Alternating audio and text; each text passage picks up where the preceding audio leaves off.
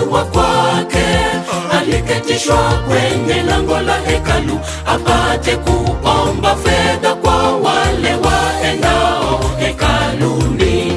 Alipowaona Petro na Yohana akawaomba sadaka, Petro akimkazia macho akamnyoshea mkono akasema, mtu mmoja aliyekuwa kiwete toka kuzaliwa kwake, aliketishwa kwenye lango la hekalu apate kuomba fedha kwa wale waendao hekaluni. Alipowaona Petro na Yohana akawaomba sadaka, Petro akimkazia macho akamnyoshea mkono akasema, mimi sina fedha wala dhahabu, nilicho nacho nitakupa wewe. Kwa jina la Yesu wa Nazareti, simama uende. Mimi sina fedha wala dhahabu, nilicho nacho nitakupa wewe. Kwa jina la Yesu wa Nazareti, simama uende.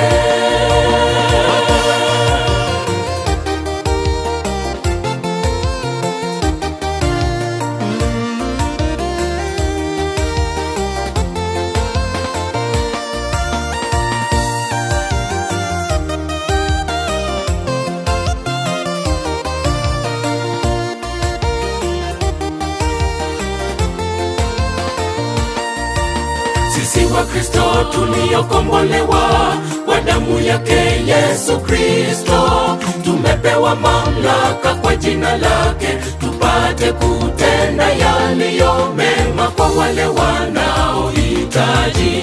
Twendeni kwa walojeruhiwa, waliofungwa na yule mwovu Shetani, tuwaponye nafsi zao kama Petro, nasi tutasema. Sisi wa Kristo tuliokombolewa kwa damu yake Yesu Kristo, tumepewa mamlaka kwa jina lake, tupate kutenda yaliyo mema kwa wale wanaohitaji.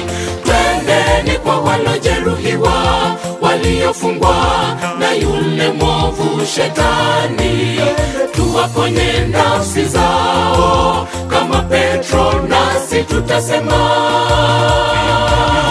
Mimi sina fedha wala dhahabu, nilicho nacho nitakupa wewe. Kwa jina la Yesu wa Nazareti, simama uende. Mimi sina fedha wala dhahabu, nilicho nacho nitakupa wewe.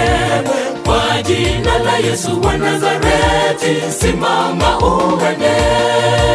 Kwa jina lake mapepo yatoweka, kwa jina lake vipofu wanaona, kwa jina lake viwete watembea. Huyu ndiye Yesu wa Nazareti.